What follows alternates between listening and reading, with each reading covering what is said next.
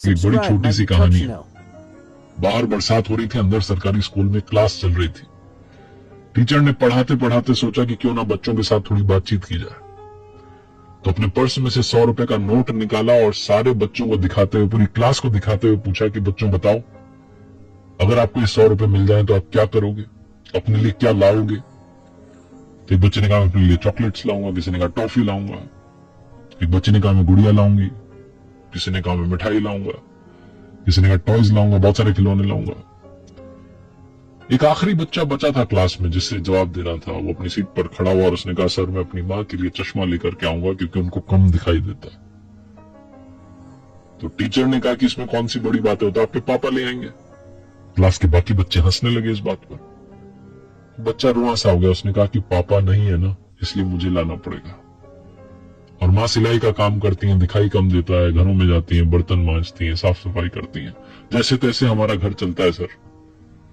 अगर 100 रुपए मिल जाएंगे तो शायद चश्मा ले आऊं, माँ को थोड़ा ढंग से दिखाई देने लगे, उनकी आंखों पर जोर पड़ना कम हो जाए। टीचर इमोशनल हो गया, पूरी क्लास में सन्नाटा छा गया। टीचर गए जाकर के सर ने वो जो 100 रुपए का नोट था उस बच्चे को दिया और कहा कि बेटा ये मत सोचना कि मेरी तरफ से गिफ्ट है, ये 100 रुपए तुम्हें उधार दे रहा हूं।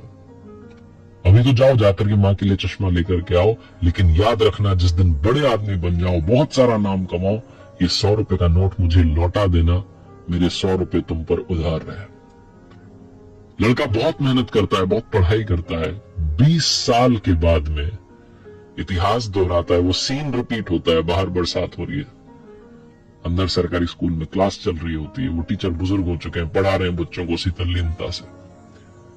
अचानक से आकर के स्कूल के बाहर एक गाड़ी रुकती है, उसमें से कलेक्टर साहब निकलते हैं। पूरा स्कूल अलर्ट पर आ जाता है, सारे टीचर चौकन्ने हो जाते हैं कि पता नहीं कौन सी क्लास में सर आएंगे।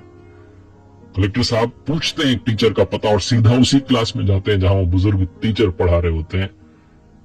विद ड्यू परमिशन क्लास में एंटर करते हैं और जाते ही कलेक्टर साहब बुजुर्ग टीचर को प्रणाम करते हैं, चरणों में सर झुकाते हैं और कहते हैं सर आपने पहचाना नहीं, मैं आज से 20 साल पुराना वही स्टूडेंट जो अपनी माँ के लिए चश्मा खरीदना चाहता था, आपने 100 रुपए उधार दिए थे।